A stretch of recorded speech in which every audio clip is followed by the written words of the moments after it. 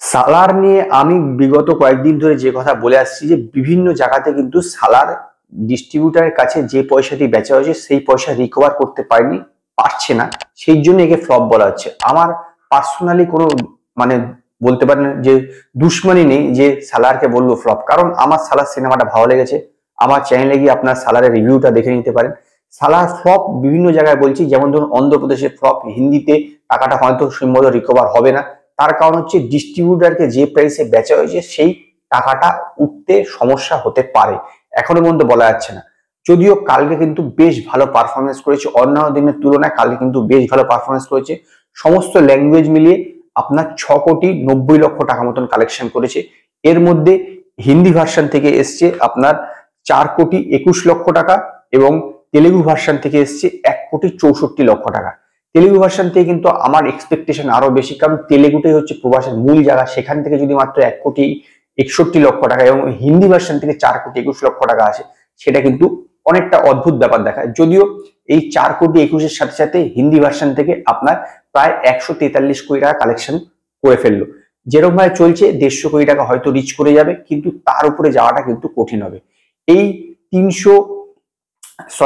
কালকে 6,91,00,000 টাকা যদি অ্যাড করা হয় কালকে, তাহলে টোটাল গিয়ে দাঁড়াচ্ছে হচ্ছে সমস্ত ল্যাঙ্গুয়েজ মিলিয়ে আপনার 394,10,00,000 টাকা নেট ইন্ডিয়া থেকে। এটাকে যদি আপনি গ্রস করেন তাহলে হচ্ছে 465,03,00,000 টাকা এবং ওভারসিজ থেকে এসছে 135 কোটি টাকা। এটা টোটাল অ্যাড করলে হচ্ছে 600,03,00,000 টাকা। তো প্রভাসের এইটা 3 নম্বর সিনেমা যেটা 600 কোটিতে এন্ট্রি করলো। এর আগে বাহুবলী প্রথমে এন্ট্রি করেছিল 600 কোটিতে ওয়ার্ল্ড ওয়াইড গ্রস, তারপর বাহুবলী 2 এবং তারপরে এই সিনেমাটা 600 কোটিতে ক্রস করলো। তো বাহুবলীর যে কালেকশনের যে রেকর্ড আছে 650 কোটি টাকা, আমার ধারণা বা যেরকম ভাবে চলছে তাতে কিন্তু 650 কোটি টাকা গ্রস কিন্তু আপনার ক্রস করতে পারবে না। 2023 সালে এটা 7 নম্বর সিনেমা যেটা ওয়ার্ল্ড ওয়াইড ইন্ডিয়ান সিনেমা, যেটা আপনার 600 কোটি টাকা ক্রস করলো। এর আগে প্রথমে পাঠান, তারপরে গাদার 2, তারপরে জওয়ান, তারপরে হচ্ছে আপনার জেলার, লিও এবং এনিম্যাল, এবং এই হচ্ছে সালার যেটা হচ্ছে 600 কোটি টাকা ক্রস করলো। দক্ষিণ ভারতের দিক থেকে দেখলে এটা 3 নম্বর সিনেমা। এর আগে জেলার এবং লিও দুটোই ওয়ার্ল্ড ওয়াইড 600 কোটি টাকা ক্রস করেছিল, তো সালারও আবার 600 কোটি টাকা ক্রস করলো। এবার যদি হিন্দি ভার্সন থেকে দেখে থাকেন তাহলে হিন্দি ভার্সন গতকাল পর্যন্ত 143 কোটি টাকা কালেকশন করেছে। যেভাবে চলছে 150 কোটি টাকা রিচ করে যাবে, যেটা আমি গতকালকেও বলেছিলাম। যদি হিন্দি ভার্সনে হিট হতে হয় বা আপনার নো লস নো প্রফিট জোনে পৌঁছাতে হয়, মানে যেখানে ডিস্ট্রিবিউটারের কোনো লস হবে না, সেইটা হচ্ছে 188 কোটি টাকা নেট।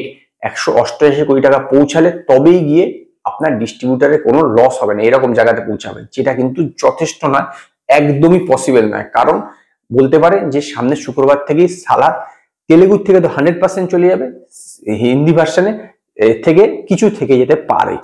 ডাঙ্কির যদি কথা বলা হয়, ডাঙ্কি কিন্তু গতকালকে আপনার মোটামুটি ভালো বিজনেস করেছে, অ্যারাউন্ড আপনার 4,60,00,000 টাকার মতন বিজনেস করেছে। সেইখানে যদি আপনি সালার দেখে থাকেন, সালার কিন্তু আপনার 4,21,00,000 টাকা বিজনেস করেছে হিন্দি ভার্সন। মানে হিন্দি ভার্সন ডাঙ্কি এবং সালার প্রায় একই রকম বিজনেস করেছে গতকালকে। তো ডাঙ্কি কালকে এই 4,60,00,000 টাকার সঙ্গে সঙ্গে 217 কোটি টাকায় পৌঁছে গেছে অলরেডি। ডাঙ্কি যা বাজেট ছিল সেটাকে রিকভার করে ফেলেছে। এখন দেখার যে আর কত দূর যায়, তবে ডাঙ্কিও কিন্তু বেশি দূর যেতে পারবে না, খুব বেশি হলে 225 থেকে 230 কোটি টাকা লাইফ টাইম কালেকশন ইন্ডিয়াতে কালেকশন করবে।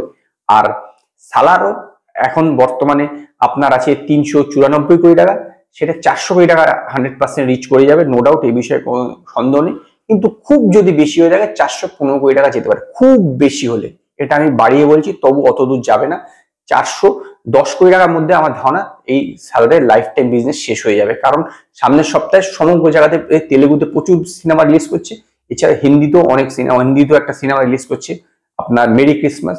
স্বাভাবিকভাবে শো কমে যাবে, তারপরে তো অনেক সিনেমা ফাইটার আসছে, স্বাভাবিকভাবে বিশেষ একটা দূর সালার যাওয়ার সম্ভাবনাটা কম। তবে এটা ঠিক যে আলটিমেটলি সালার 600 কোটি টাকা ওয়ার্ল্ড ওয়াইড গ্রস কালেকশন করে ফেলেছে। তো আজকে এই পর্যন্ত। যদি আপনাদের এই ভিডিও পছন্দ হয় তো লাইক করুন, কমেন্ট করুন, শেয়ার করুন, আর নতুন নতুন আপডেটের জন্য আমার চ্যানেলকে সাবস্ক্রাইব করুন।